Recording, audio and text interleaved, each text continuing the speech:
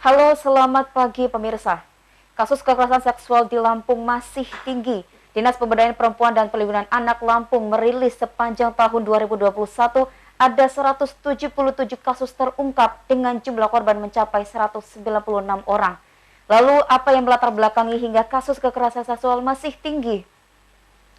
Inilah catatan kasus kekerasan seksual masih tinggi. Apa penyebabnya? Dinas Pemberdayaan Perempuan dan Perlindungan Anak Lampung merilis sepanjang tahun 2021 ada 177 kasus yang terungkap dengan jumlah korban mencapai 196 orang. Bahkan sejumlah lembaga swadaya masyarakat mencatat kasus kekerasan seksual di Lampung meningkat. Ironisnya, pelaku kekerasan seksual di Lampung ini umumnya dilakukan orang terdekat, mulai dari saudara dekat hingga orang tua kandung. Korban umumnya tidak berani melapor, selain karena soal pengetahuan dan keberanian, juga pengaruh lingkungan atau keluarga yang membuat korban enggan atau tidak berani melaporkan peristiwa yang menimpanya kepada kepolisian.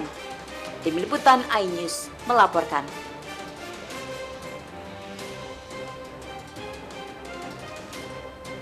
Pemirsa, kita akan membahas tema pada hari ini dengan narasumber yang telah hadir di studio. Ada Direktur LBH Bandar Lampung, Bang Sukma Indra Jarwadi. Halo, selamat pagi Bang Indra. Selamat pagi, Mbak. Bagaimana kabarnya hari ini? Alhamdulillah. Alhamdulillah, baik selalu ya Bang ya.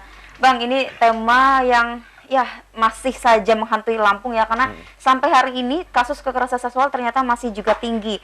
Dinas Pemberdayaan Perempuan dan Perlindungan Anak Lampung merilis ada 177 kasus yang terjadi sepanjang tahun 2021 dan korbannya mencapai 196 orang. Nah, apakah LBH Bandar Lampung memiliki catatan tersendiri, Bang Indra?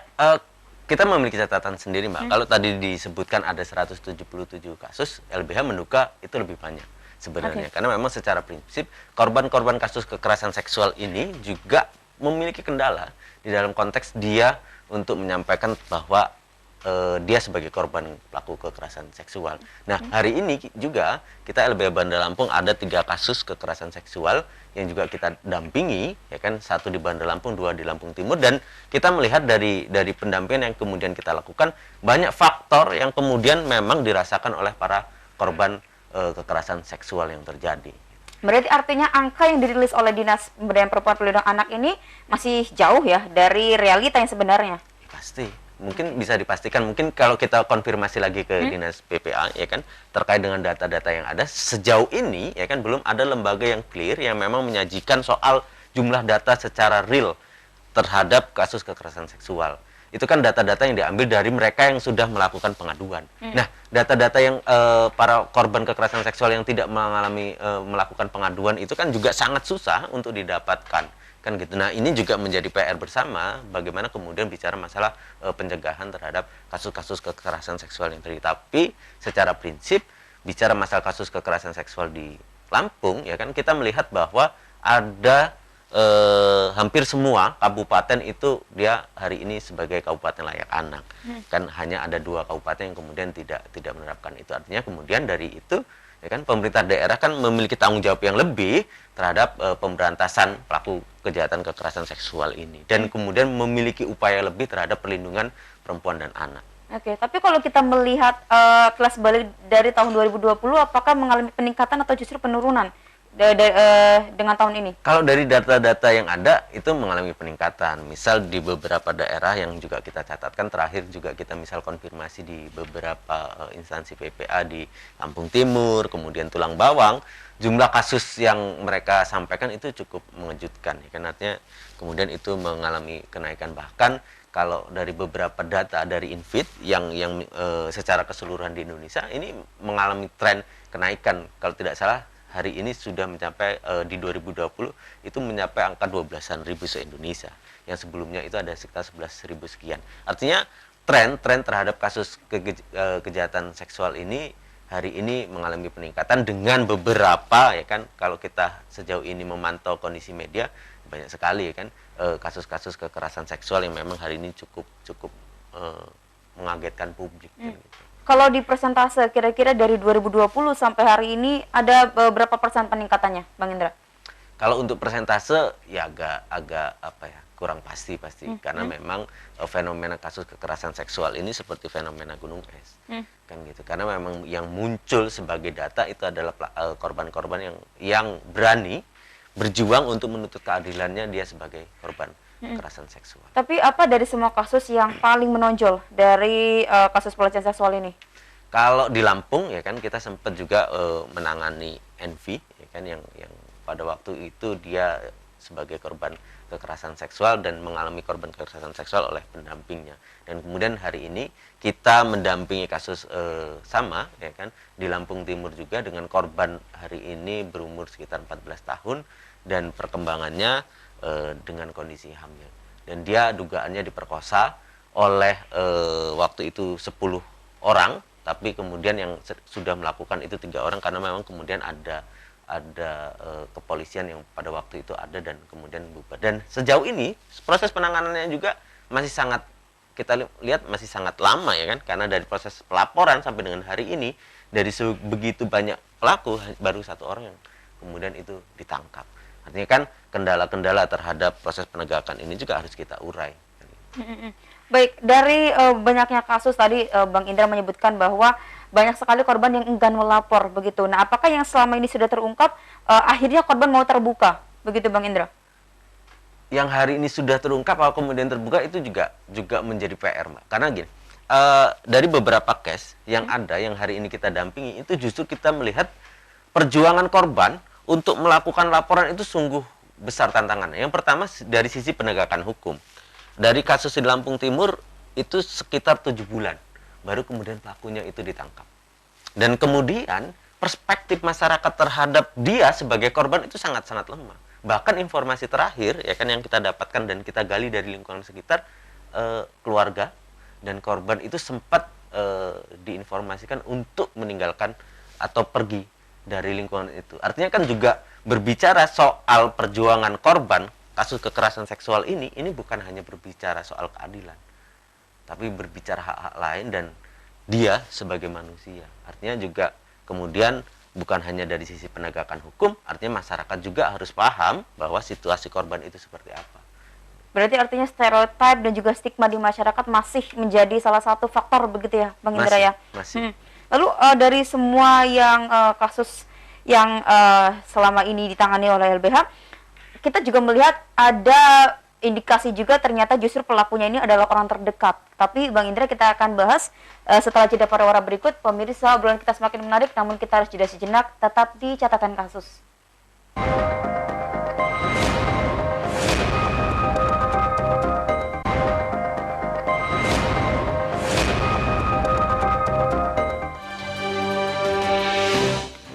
Pemirsa, pelecehan dan kekerasan seksual di Lampung bukan hal baru dalam problematika sosial di masyarakat. Namun yang membuat kita miris, pelaku kekerasan seksual yang marak terjadi belakangan ini dilakukan orang terdekat. Sehingga tidak salah jika kasus kekerasan seksual terhadap anak masih menjadi fenomena gunung es. Data survei dari Koalisi Ruang Publik Aman (KRPA) pada tahun 2019 mengindikasikan korban pelecehan dan kekerasan seksual ternyata tidak melulu karena busana yang dipakai. Dan umumnya korban kekerasan seksual menimpa anak-anak usia 6 hingga 12 tahun. Dalam rentan usia tersebut, anak-anak belum memiliki mental yang kuat dan sangat mudah dipengaruhi, sehingga pelaku kejahatan seksual mudah memperdayai mereka. Tim Liputan iNews melaporkan. Pemirsa, terima kasih Anda masih menyaksikan catatan kasus dan kita akan kembali lanjutkan dialog kita dengan Bang Sumahendra Djarwadi, Direktur LBH Bandar Lampung. Bang Indra, tadi Bang Indra mengatakan bahwa saat ini atau hari ini LBH masih menangani 3 kasus, yakni pelecehan seksual. Nah, bisa diceritakan bagaimana itu bisa terjadi begitu? Kalau dari beberapa kasus, khususnya misal di Lampung Timur itu ada 2 kasus. Dan pelakunya ini beragam, ya kan? Baik itu dari lingkungan keluarganya, maupun lingkungan masyarakat sekitarnya. Dan kemudian yang di Bandar Lampung itu justru dia ayah tirinya, kan gitu. Nah, dari proses-proses itu kemudian kita juga melihat bahwa kebanyakan ya kan korban-korban kasus kekerasan seksual ini pasti pelakunya pasti orang terdekat. Dan kemudian mereka juga ada pada problem kemiskinan. dan lain sebagainya. Kemudian itu menyebabkan seorang anak menjadi rentan untuk mendapatkan kekerasan-kekerasan seksual yang terjadi. Kalau dari catatan LBH sendiri, apakah memang pelaku yang merupakan orang dekat justru dengan korban ini mendominasi dari banyaknya kasus pelecehan seksual, Bang Indra? Kalau dari beberapa case yang kemudian kita tangani itu justru mendominasi, pasti orang terdekat. Bahkan misal kalau di Lampung Timur ini korbannya sekitar umur 12 tahun. Dia mengalami kekerasan seksual sejak umur 6 tahun.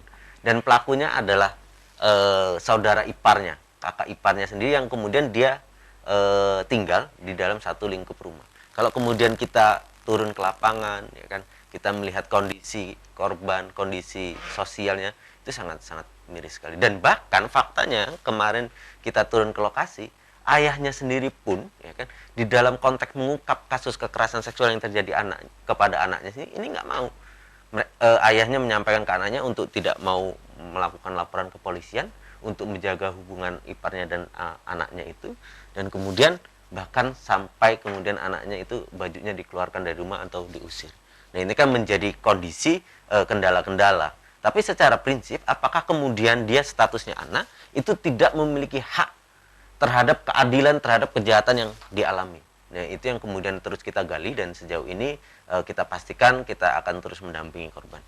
Berarti artinya kalau pelaku dari kekerasan atau pelecehan seksual ini adalah orang terdekat, bagaimana akhirnya kasus tersebut bisa terungkap, Bang Indra? Apakah memang lebih banyak dari masyarakat yang melapor atau justru keluarga terdekat lainnya? Biasanya sih kalau dari beberapa case itu dari lingkungan-lingkungan sekitar yang memang mengetahui adanya kejadian-kejadian kekerasan seksual yang terjadi. Tapi secara prinsip saya melihat bahwa para pelaku korban kekerasan seksual ini itu sangat susah untuk mendapatkan perlindungan, ya kan? Atau sangat susah untuk mendapatkan dukungan-dukungan dari orang-orang terdekatnya. Karena yang pertama, yang seperti kasus di Lampung Timur, kenapa dia tidak mau melaporkan? Karena mungkin ada relasi, ya kan, iparnya akan anak mantunya akan bercerai dengan anaknya, kemudian soal himpitan ekonomi, kemudian soal ini adalah aib dan lain sebagainya, kan gitu. Nah, hari ini itu masih menjadi penghambat terhadap pengungkapan kasus-kasus kekerasan seksual yang terjadi khususnya di Lampung. Berarti artinya bagaimana LBH melihat kasus ini? Apakah maraknya kasus kekerasan seksual terutama yang dilakukan oleh orang terdekat karena minimnya penegakan hukum atau seperti apa, Bang Indra? Soal penegakan hukum itu salah satu faktor di dalam konteks pemberantasan kekerasan seksual yang ada di Lampung khususnya. Tapi kita melihat apakah kemudian kita fair di dalam konteks terjadinya kasus kekerasan seksual ini hanya pada lingkup korban, pelaku dan lain sebagainya. Tetapi secara prinsip di Lampung itu kita rata-rata menyandang Kabupaten Layak Anak.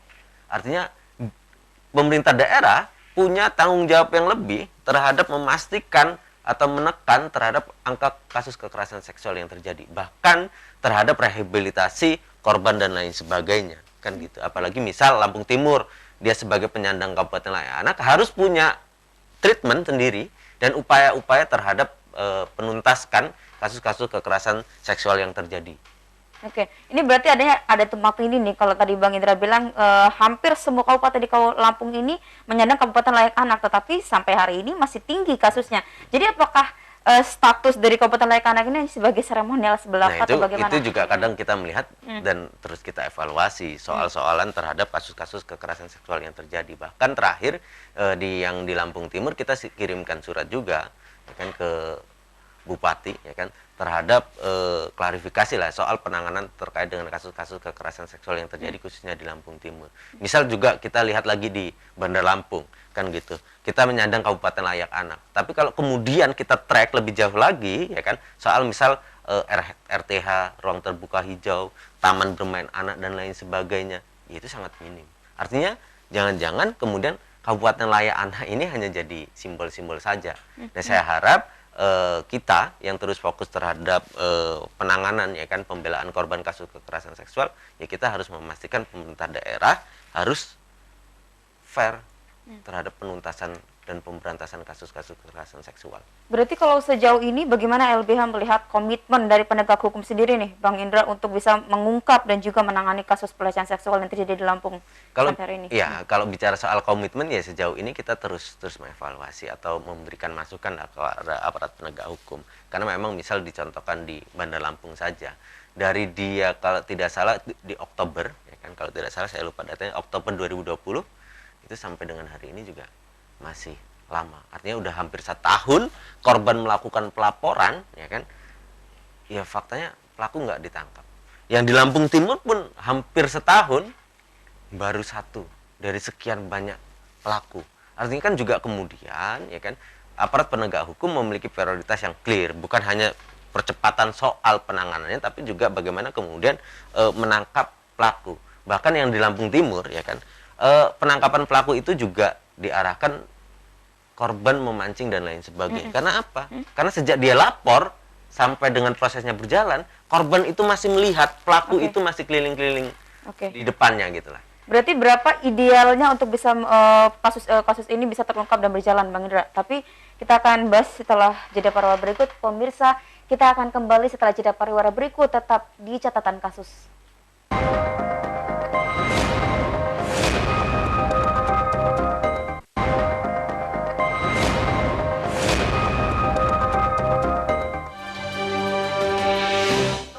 Pemirsa, kasus kekerasan seksual sudah tergolong penyakit masyarakat. Keadaan ini tentu cukup memprihatinkan, lantaran dampak kepada anak yang menjadi korban bisa mengalami trauma berkepanjangan, tidak berbeda dengan anak yang mengkonsumsi konten pornografi. Salah satu harapan masyarakat adalah hukuman maksimal bagi semua pelaku kekerasan seksual. Namun sepertinya hal tersebut belum bisa terwujud. Hal itu dapat dilihat dari vonis hukuman yang dinilai belum setara dengan dampak bagi korban, terutama anak-anak. Karena itu, kasus kejahatan seksual anak harus menjadi perhatian bersama pemerintah, lembaga penegak hukum, dan masyarakatnya sendiri agar penerapan hukum terhadap pelaku pelecehan seksual dapat lebih maksimal. Tim Liputan iNews melaporkan. Pemirsa, Anda masih menyaksikan catatan kasus dan kita masuk di segmen akhir.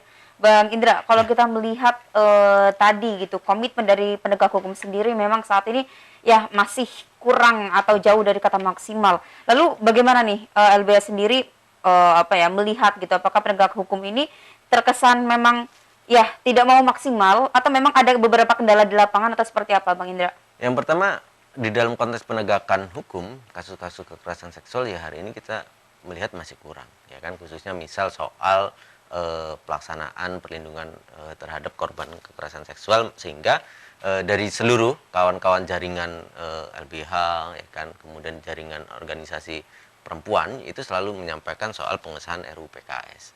Sejauh ini dirasa di dalam konteks RUU PKS itu dan dengan berbagai instrumennya itu lebih berpihak kepada korban.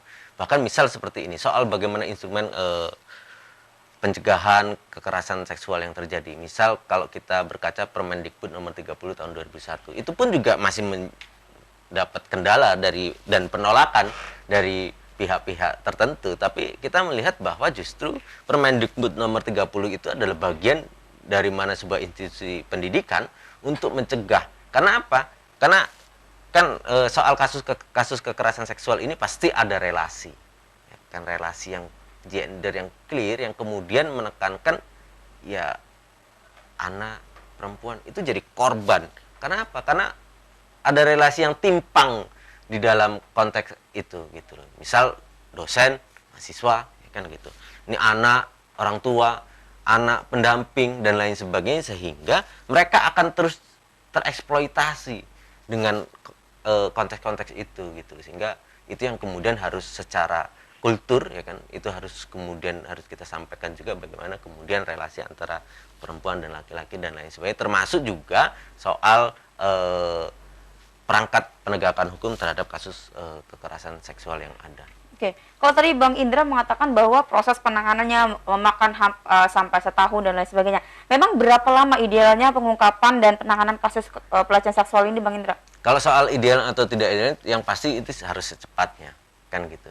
Tapi kan kita melihat dari beberapa upaya penyelidikan dan penyidikan yang dilakukan oleh kepolisian, kita merasa oh kok ini terlalu lama kan gitu. Bahkan misal yang di Polresta Bandar Lampung ya kan gitu, itu udah hampir setahun. Kendalanya apa? Karena pelaku hari ini tidak diketahui keberadaannya di mana. Artinya secara instrumen kan sebenarnya kepolisian punya teknik-teknik sendiri dalam konteks bagaimana kemudian menemukan pelaku dan lain sebagainya. Kan kemudian seperti itu. Nah, yang di Lampung Timur pun mendapatkan kendala, bahkan sampai kita sampaikan nomor-nomor dari pelaku itu yang kemudian kita cari sendiri.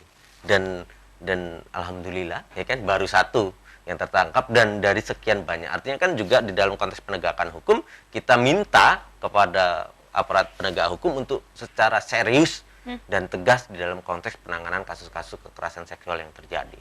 Kalau bicara soal hukum pidana bagi pelaku, nah biasanya ini ancaman hukuman bagi para pelaku pelecehan seksual ini seperti apa, Bang Indra? Kalau konteks relasi ya kan yang seharusnya dia sebagai pendamping orang tua kelompok tertentu pasti dia rata-rata pasal 81 kalau tidak salah, dan itu ancaman hukumannya 15 tahun kan gitu.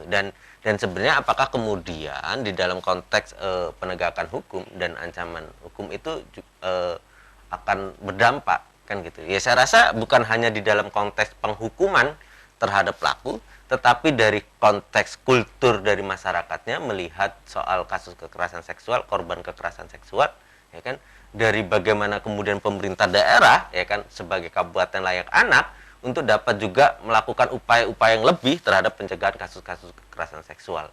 Jadi bukan hanya di dalam penghukuman, penegakan hukum, tapi sudut pandang masyarakat, pemerintah daerah juga harus clear dan terbuka soal bagaimana penanganan kasus-kasus kekerasan seksual yang terjadi. Oke, berarti kompleks gitu ya, Bang Ida. Tapi kalau kita melihat berapa hukuman maksimal untuk kasus pelecehan seksual ini, Bang Indra? Apakah memang benar tempo hari ada pemberlakuan hukuman kebiri? Nah, itu apakah berlaku sampai hari ini, Bang Indra? Terakhir kita mendampingi memang di kasus Lampung Timur, kalau tidak NV, yang pada waktu itu pelaku diberikan hukuman tambahan kebiri. Tapi kita juga akan melihat apakah hukuman itu juga akan berimpact atau kemudian melanggar prinsip-prinsip hukum yang lain kan gitu. Karena memang pelaku itu dihukum 20 tahun penjara dan kemudian ada hukuman tambahan restitusi, pembayaran restitusi, dan kemudian ada hukuman kebiri. Tapi Pak, kemudian dilakukan upaya hukum banding dan kebiri itu dicabut.